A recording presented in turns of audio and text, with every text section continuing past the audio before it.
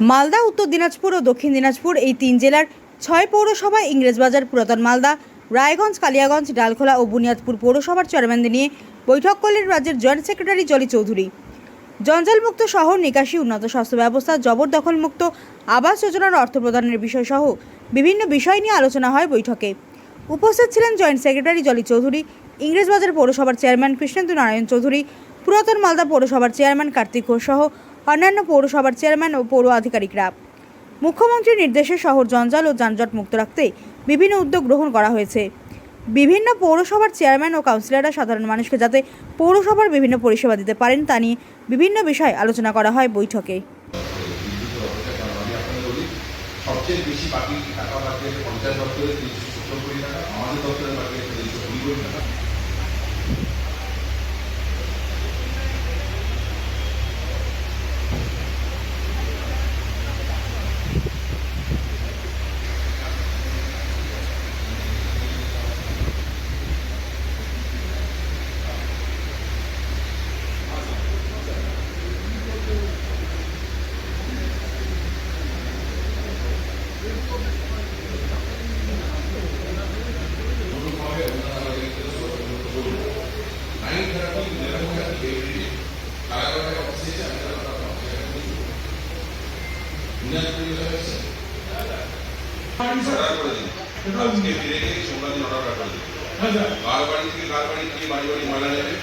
রাস্তা বা ট্রেন দিয়ে পরিষ্কার করবে, আর সোমবার দিন যেরকম বললেন ওই 9:30 থেকে 11:30 অব্দি ফিরে আমরা যাব। রাস্তা ট্রেন পরিষ্কার করার কি ব্যবস্থা করা আছে, বাড়ি বাড়ি তৈরি করার ব্যবস্থা করা আছে। এইটাকে প্ল্যানিংটাকে শেষ করুন, প্ল্যানিংটা করে সবাইকে ফিট করুন, যেটা তোমার দায়িত্ব। আপনি বসে ফিরলে যেখানে আছে লাইট সার্ভিস চালু করুন, রোলের দোকান হোক, ফুটকার দোকান হোক, চায়ের দোকান হোক, বিল দিয়ে দিন তাদের, কি অসুবিধা। তাই বিলে ফেলুন, আপনাকে বিল আমরা দিচ্ছি, আপনি বিলে ফেলুন, বিলটা আপনি আপনার দোকানের ভেতরে রেখে দিয়ে যাবেন যখন বাড়ি যাবেন।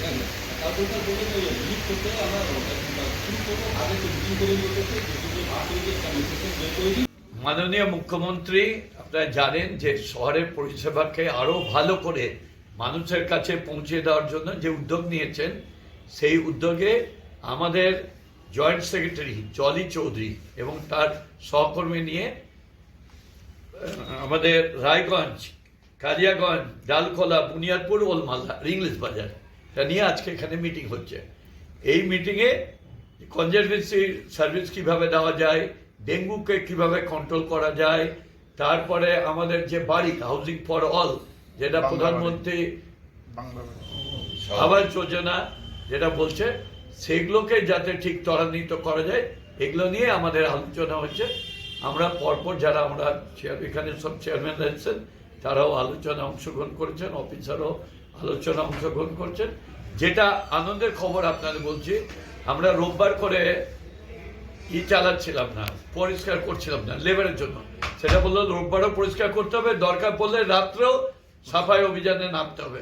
মানে যে দোকানদার আছে নোংরা ফেলে দিচ্ছে বিভিন্নভাবে, সেগুলোকে পরিষ্কার করতে হবে।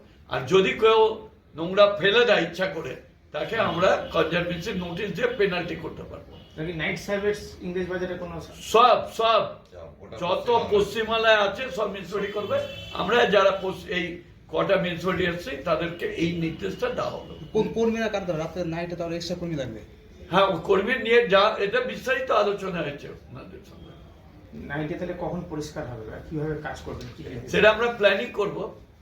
আমাদের কাউন্সিলর আছেন ওই শুভময় বসু, তিনি চেয়ারম্যান কাউন্সিল এবং কনজারভেন্সির দায়িত্বে আছেন।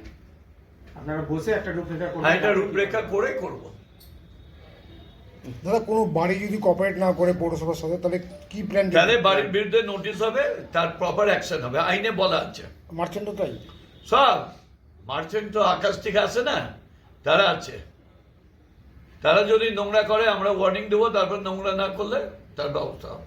বিভিন্ন প্রকল্পে বিভিন্ন পুরসভা কি ধরনের কাজ করেছে, কার কত টার্গেট অ্যাচিভ হয়নি বা করতে হবে, এইসব নিয়েও আলোচনা হচ্ছে। এটা নিয়ে যে হাউজিং নিয়ে ইংলিশ বাজারের পারফরমেন্স কি অবস্থায় আছে? ভালো পারফরমেন্স। ইংলিশ বাজার না, যে কটা মিউনিসিপালিটি বলো সকলেরই 100% ভালো পারফরমেন্স।